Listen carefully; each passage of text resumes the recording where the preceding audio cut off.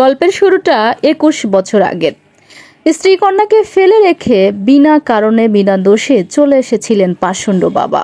বহুদিন পরে সেই বাবার খোঁজে নড়াইল থেকে চাটমোহরে মা ও মেয়ে।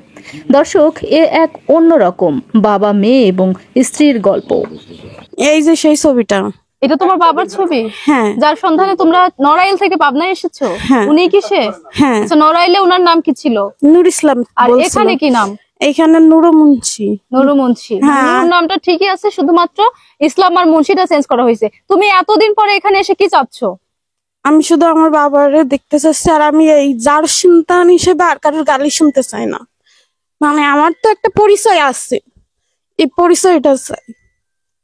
সে খাতিপত্তি না দিক, তবে আমার পরিচয়টা আমার দিক, যে তার সন্তান। এতদিন তো মনে করেন সেরকম ভাবে খুঁজিনি, ভাবছি মরে গেছে না বাইসে আছে। পরে তো এখন খোঁজ নিয়ে দেখছি বাইসেই আছে। বাইসে আছে যেহেতু, তখন তো লোকরা বলতে পারবো যে অমুক জায়গা আছে। কেউ তো আর যার সন্তান হিসেবে গালি দিতে পারবে না, বুঝলেন নাই? নিজের মনের কাছেও তৃপ্তি পাবেন। হ্যাঁ, নিজেও একটা শান্তি পাবো। আচ্ছা, এই যে আমি শুনলাম যে আপনার বাবাকে নিয়ে, আপনার বাবা নেই, এই জন্য আপনার পারিবারিক জীবনে, আপনার ব্যক্তিগত জীবনে অনেকটা প্রভাব ফেলেছে। আপনার হাজবেন্ডও নানাভাবে আপনাকে প্রভাবিত করেছে। এই বিষয়টা আসলে কি বলবেন আপনি? এই বিষয়টা তো এখন যে জন্ম দিয়েছে তার কাছেই শুনতে হবে যে কেন পরিচয় দিইনি, আর কেন তার জন্য আমার জীবনটা এইভাবে নষ্ট হয়ে গেছে। সেই 12 বছর বয়সে বিয়ে হয়েছে। আজকে যদি সে পরিচয় দিয়ে রাখতো, তাইলে তো কেউ এরকম ভাবে খারাপ ব্যবহার বা কেউ গায়ে হাত দিতে পারতো না, গালাগালি এরকম ভাবে যার সন্তান বলতে পারতো না।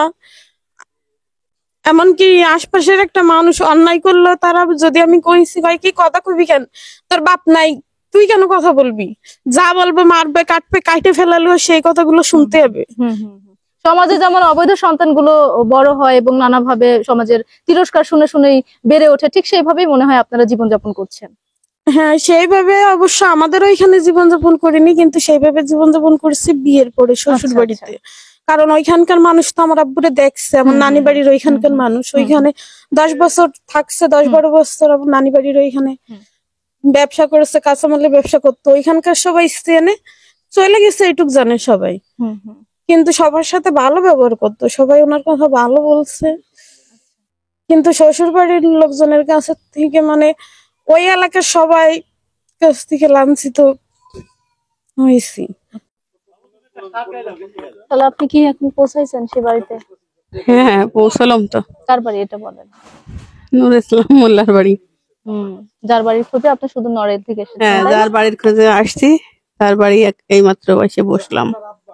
পেয়েছেন তার বাড়ি? হ্যাঁ, বাড়ি তো এই যে এটাই, আসছি মাত্র। এখন দেখি পরিবারের লোকের সাথে কথা বলে ওরা কি বলে। আপনারা কি আপনার পিতার যে অধিকার সেটি নিতে এসেছেন? পিতার পরিচয়টুকু পালিয়ে আমার যথেষ্ট। আর পিতারে একটা নজর শুধু সামনে দেখতে পারলে, মানে এটা আমার মনের প্রচুর ইচ্ছা। বাবাকে একবার সামনে থেকে দেখার জন্য? হ্যাঁ। সেই নড়াইল থেকে এই একটা মাত্র ইচ্ছা নিয়ে এখানে এসেছেন। আজকে তার ভিটাতে পা দিয়েছেন, এই মুহূর্তে সেই ভিটাতে দাঁড়িয়ে আছেন, কেমন লাগছে? জানি না কেমন লাগছে, কিন্তু তারে দেখতে পারলে, তার কাছে কিছু প্রশ্ন ছিল সেগুলো করতে পারতাম। কি প্রশ্ন এত আপা? চোখ দিয়ে কেন পানি পড়ছে আপনার? তার কথা একটা লোক গ্রামের খারাপ বলে নাই, কিন্তু ছোটবেলায় আমাদেরকে অনেক আদর করছে, সবাই বলছে এত ভালোবাসছে, এত কিছু। তাহলে জন্ম দিয়ে কেন থুয়ে চলে আসলো? মনে করেন গলা চিপে মাইরে থুয়ে আসতো। আর খাতি ভর্তি দেওয়ার দরকার ছিল না, শুধু পরিচয় টুক জানলে তো মানুষের এই যে উল্টা পাল্টা শ্বশুর বাড়িতে তো কথা শোনা লাগতো না, আর যার সন্তান হিসেবে তো গালি শোনা লাগতো না। আচ্ছা, এই যে আপনার মা এবং আপনি এখানে এসেছেন, আপনার মায়ের বিয়ের কাবিননামা আছে? হ্যাঁ, আছে। সবকিছু, সব এভিডেন্স আপনাদের কাছে আছে? আছে। আর এই যে ওনার ছবি বের করছি, ছবি, হ্যাঁ ছবি দেখে আমাদের ওইখানকার সবাই চিনছে এবং আমার ফ্যামিলির মানুষও সবাই চিনছে। আমি তো ছোট ছিলাম সেই সময়, আমি তো চিনতে পারবো না। আচ্ছা, তো এই জন্য মানে আমি গতবার যখন আসছিলাম তখন এই ছবি ম্যানেজ করতে পারছিলাম না। আর আন্দাজে তো কাউরে বাবা বলাও যাবে না, বুঝেননি? সব প্রমাণ পাইয়ে তারপরে এখন মানে আসছি। চিনবো না কেন, চিনি বলেই তো এই জন্য খোঁজে খোঁজে এই জায়গায় আসছি। পাবনা চাটমোহরে। সে কিন্তু খারাপ ছিল না, ভালোভাবে ঘর সংসার করেছে, ছেলে মেয়েরে যত্ন করতো। তারপর বাজারের কেউ তারে খারাপ বলতে পারে না। ও জায়গায় কাঁচামালের ব্যবসা করেছে, কিন্তু আমার আব্বু কাঁচামালের ব্যবসা করতো, সেই তার জামাই বলে তারে সব মাথায় করে রাখতো। যখন যে বাকি চাইছে সে বাকি দিছে। আমার আব্বু ভালো লোক ছিল, তার জামাই বলে তারে সবাই তারে কেউ একটু করতো না, খারাপ বলতো না। আর আমার সাথে বিয়ে হয়েছে বলে তারে সবাই বাকি মাল টাল দিছে। এই যে এই করে আসবে, আমার ছেলে মেরে ফেলাইতে আসবে, এ কোনোদিন আমরা ধারণা করতে পারি নাই।